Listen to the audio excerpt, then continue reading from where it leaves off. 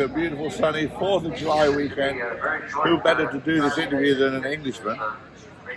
With also another foreigner, Boris Said. Boris, great to see you back in the car and running competitively, except for this morning. What happened this morning? Well, unfortunately for qualifying, we had to change the motor before qualifying. We had an engine leak, a water leak, and they got 2 plug wires crossed. We were on 6 cylinders, so it didn't run too good.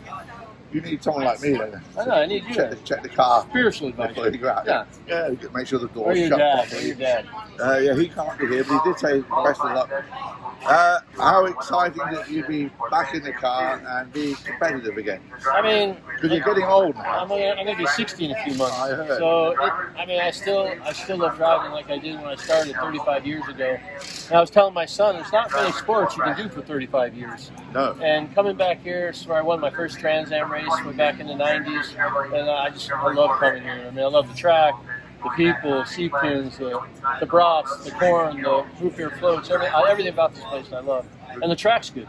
It's not bad, is it? It's not bad. I mean, going through the kink every lap in one of these cars is, it stands the hair up on your arms every lap. It's really good. About 2 weeks ago, we had Indy cars were here. Before that, we had the vintage.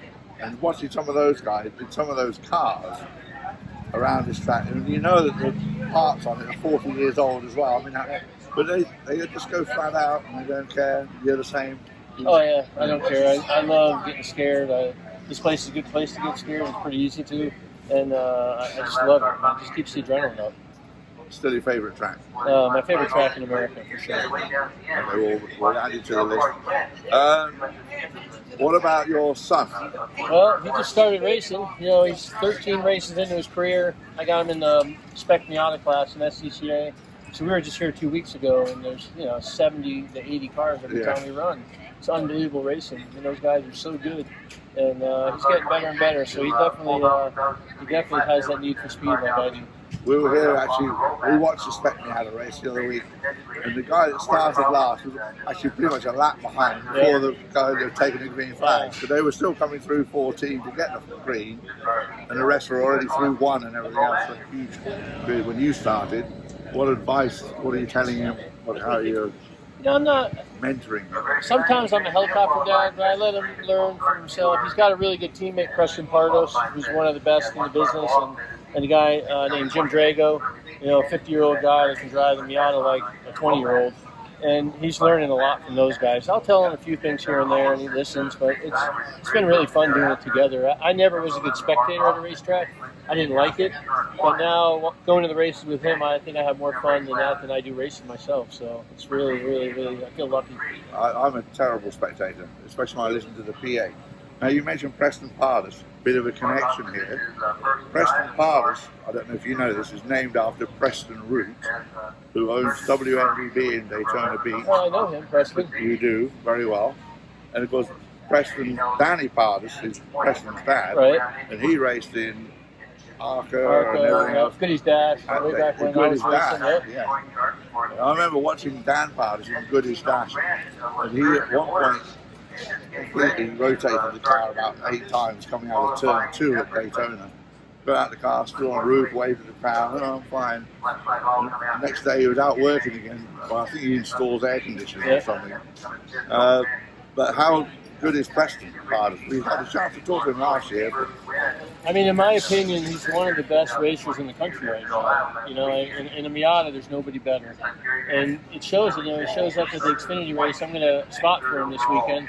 And, with his own car, with a tag-along trailer and a dually, I think he's going to finish in the top 10. So I think that says a lot about him. I wish somebody would give him a chance in a Dale Jr. car or a Penske car, because he would win races for sure. What about you? Are you ever going to quit? I don't know. People keep asking me that, and I pretty much retired 4 years ago, but people still call, and if they call to drive a Trans Am car with 880 horsepower, I'm not going to say no. I still love the juices, and I still feel like I can run with these kids. So I still have won a race every year I've run, and I hope I can win tomorrow.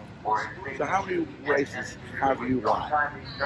Oh, quite a few, I think. I've forgotten more than I probably can remember, but I've been pretty lucky in my career. I won a few races. What about Pikes Peak? You know, I got an offer to do that one year, and it was the year they had those Colorado fires. I was going to do it in an electric BMW. Oh. And I tested it, and it was so fast. It was really fun. But unfortunately, they changed the race, and it was the same week as the NASCAR race in Watkins, so I didn't do it. And I never got another opportunity, but maybe someday, you never know. It might not be rude, but my guess, your next step would be come back in about 2 weeks for the vintage weekend. Yeah. You could drive a new car, but the driver would be vintage. Yeah, exactly. I want to come here and live here for 2 months because it seems like they have cool races every week for like 2 months. It's unbelievable. Yeah. I was telling my son that this morning. I go, every week they have something. And then next year it's going to be all new surface, so it's going to be really, really fast. I think they last resurfaced about 4 years ago, and they're going to do it again. And now with the COVID, we have fireworks here in America too. Right. But not this year. They heard you were in town and they said, talk about Pancho. Well, I mean, I've run for Pancho I've known him for 25 years. He's just a great guy. When he went back Trans Am racing, he asked me if I wanted to drive his car, and I'm like, for sure. I love his cars. This weekend, I'm actually driving a Pancho Weaver car that I raced 3 years ago. But ECC owns this car. So it's the same as the car that Casbarella was driving. And I've raced them both, won in them both. They're both good cars. Pancho's just a really good car builder, and he's a fun guy. Where are you based out of? He's based out of North Carolina, in Mooresville. And where are you based out of these days? I live in San Diego, and I own 2 car dealerships with Rick Hendrick, which has been the last 11 years. I mean, he's a great partner, and somebody told me I'd be in partnership with Rick Hendrick 10 years ago. I told them I'm crazy.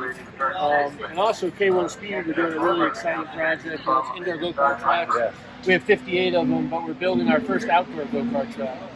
It's the only FIA-rated sanctioned track in North America. And we just paved it 3 weeks ago, so we're letting it cure, but it's going to be really exciting the next few years doing that. Is there money to be made in indoor go-karting? Yeah, it's not too bad. I know, because you go to England, you open up Autosport, and there's a list of about 30 indoor karting centres. And I come here, I campaign to get an indoor go-kart built in Plymouth. And he said, no, it'll never work. It would work. And now Boris is retiring on his indoor go-karting money. And they're telling me I got to get in the car. They're telling me I'm going to show up. Thank you, Boris. Hey, it's good seeing you.